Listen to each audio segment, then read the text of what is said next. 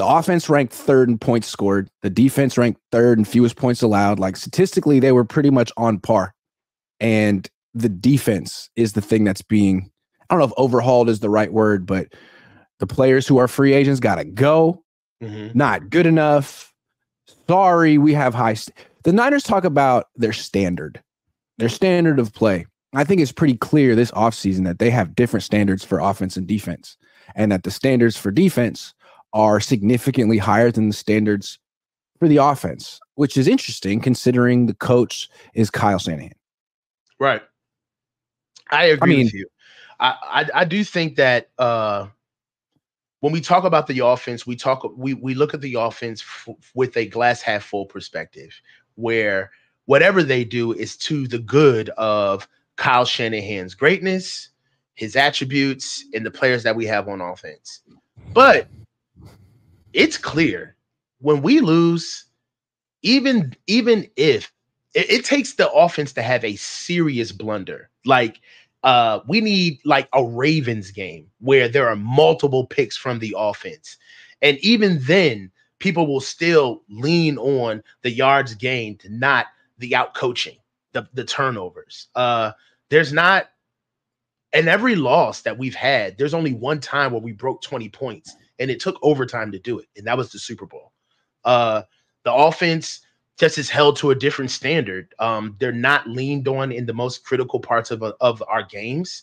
And, even with the strongest parts of our offense, they're not even used when we have the ball. 3rd and 4, that's not 2 down territory for us with the number 1 rusher in the league. That's 5 wide. It's time for us to start looking for a short pass to get the ball out from Brock Purdy. I just feel as though that the money, how they draft from the owner's own mouth, this is a defensively led team. When there's responsibility to be doled out, it is on the defense. 100%. I don't like that. I don't like that at all. It's a team. It should be 50-50. Especially, it's great to have a great defense, but you're an offensive team as well, and you have a good. Here's what kills me. Look at all the things they've done to the defensive line. 4 new players on the defensive line. Just a real revamp of that. Great, fine. And you've gotten cost-effective players. Like, you didn't even break the bank for anyone. But Jordan, Yetur Gross-Matos, going to be a backup, making $9 million a year. He's making more money than everyone on the Niners offensive line except for Trent Williams. That's how seriously they take the defensive line. The backup defensive end makes money.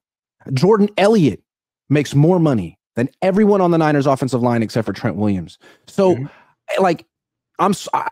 I like the Niners offensive linemen, and I know they watch sometimes. I'm not trying to make this personal. Like, this is about the organization's investment in the position. Yeah, it's not about the players. It's not about you. You guys aren't underperforming. They would never have the 49ers would never have the Colton McKivitz equivalent starting on the defensive line. They would never have the Spencer Burford equivalent starting on the defensive line. They would never have the Aaron Banks. It would never happen.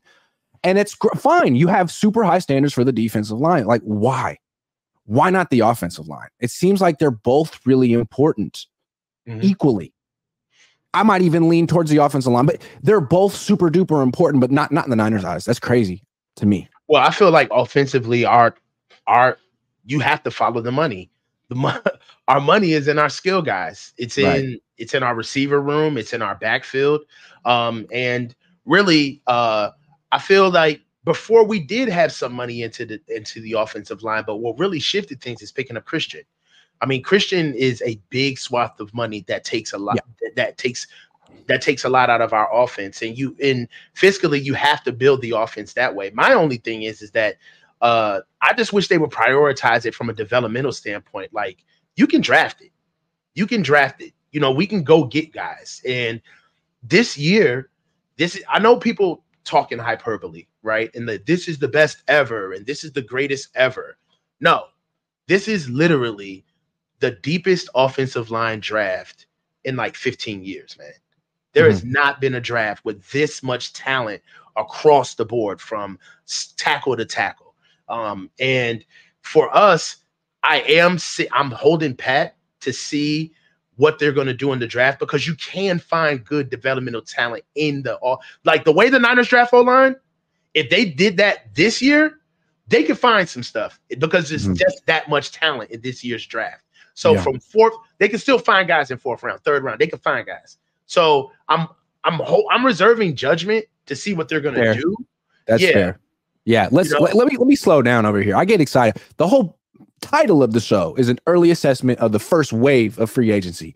They're probably not going to sign many offensive linemen, but the thought process could be, we like the offensive lineman in the draft. We don't like the defensive lineman in the draft. Let's sign the defensive lineman and draft the offensive lineman. So maybe John Lynch and Kyle Shanahan are watching today being like, Grant, shut up. You don't get it. Look at our draft board.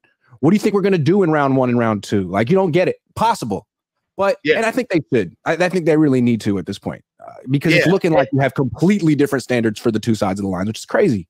Yeah. And truthfully, like, the way I'm seeing it is they could still go D-line in round 1 and I would still be satisfied. There's that much good talent in the offensive line. Listen, dude, we've been here in the draft is what you're saying. Yes. They could go. I got you. They could get a good guard. You could get a starting guard in round 2. Yeah. You could Christian Haynes. Christian Haynes, in my opinion, is the best guard in the draft. They got him slotted like 54. You know what I'm saying? 60. He's the best guard in the draft. And he plays right guard, perfect for wide zone, guard out of UConn, motor, strong hands. So, for me, I know we want to be able, like, I've been on like this whole Amarius Mims train the entire offseason. It's a pipe dream. We're not getting that kid. We're not going up to go get. I would be shocked if we went up there and got that type of kid with how the cap is, with how the cap looks, and with how we've been acquiring players throughout offseason. So I've resorted to the fact of understanding how they're moving and forecasting that out across the rest of the offseason as well as the draft. And there's enough depth for them to be frugal and really find worth.